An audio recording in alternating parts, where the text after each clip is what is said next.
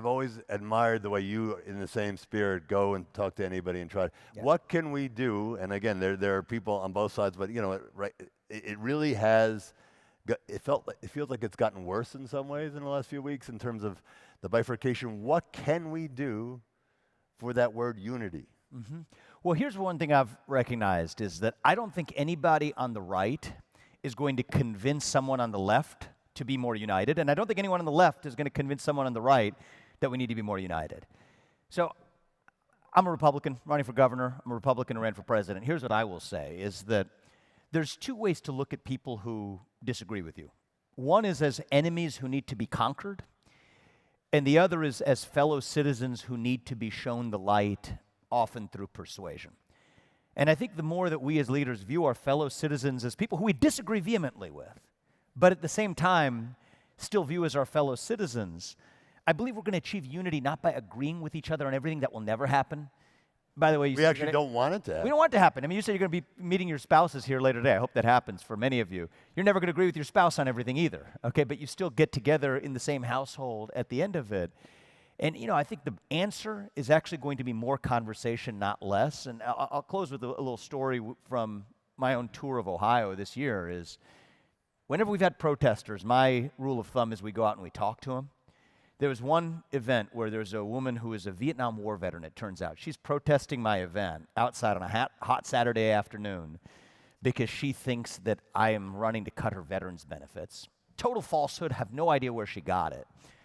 What we did is we invited her in that night. We said you could sit at the head table. It's a Republican event. It's a Democrat protester. She joins us inside. Actually, turns out that she loosens up over the course of the evening. And at the end of it, we surprised her by calling her up on stage and saying that she could tell the audience anything they wanted to hear. And the audience recognized her as a Vietnam War veteran. They applauded for her. She had conversations with tens of people that evening who she otherwise would have never talked to if she stayed on the other side of the boundary, the other side of that wall on the outside. And by the end of it, I don't think she converted to, my beliefs on a bunch of political questions. But she looked at the audience and said, you know what, you've all changed my perspective on Republicans tonight.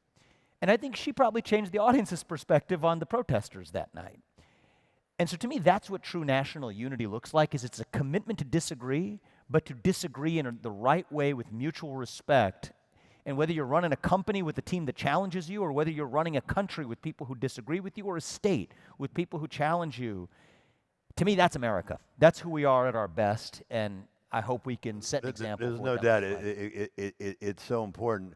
We do have, even if you look at the president, even the vice president here from Ohio, Elon Musk, who you were working with at Doge. Even at the top, though, and again, it's both sides, but I'll talk about it from there is.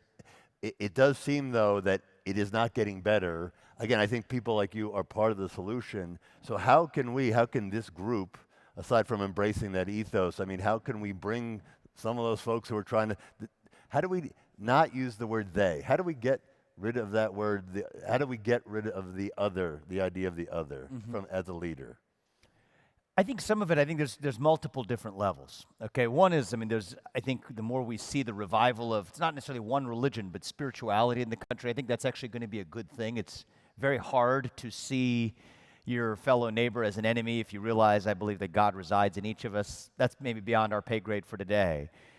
I think that even when you build your companies, one of the things you ought to do is also surround yourself with people you disagree with or who will challenge you, not even about politics, but about your business strategy. I hired one such person at Roivant. It turns out that he disagrees with me also on politics, but he is brilliant. He was a physics guy when I was a biology guy. We overlapped in college at Harvard. He became the CFO. Eventually, when I made the decision to step down as CEO to speak my mind as a conservative, right, against a lot of what I saw as ESG and social justice overreach in corporate America, I put my filter on to say who's the best person to lead the company and make my recommendation to the board.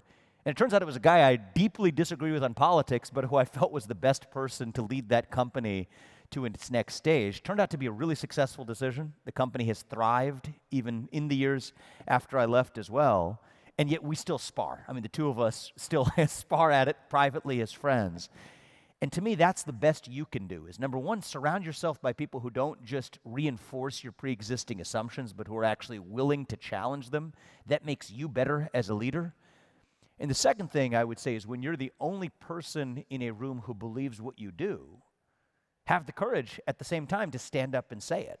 We're not going to unite by sweeping our disagreements around the rug and having a fake kumbaya. We're going to do it by disagreeing strongly with conviction, but with respect. That's what our founding fathers did, by the way. People forget this thing, live in this unique moment of national division. It's actually not true. All the way back to the founding of our country, I mean, these were people who butted heads vigorously. I mean, Aaron Burr and Alexander Hamilton, one of them died at the hands of a duel. Like literally, these are the politicians of their age. So in some sense, it can give us hope, right? If prior generations have gotten through that type of bitter division but still created a nation stronger, I feel like this is going to be one of those bumps in the road that we look back at in the future and still say we were stronger because of it. A quick case study then,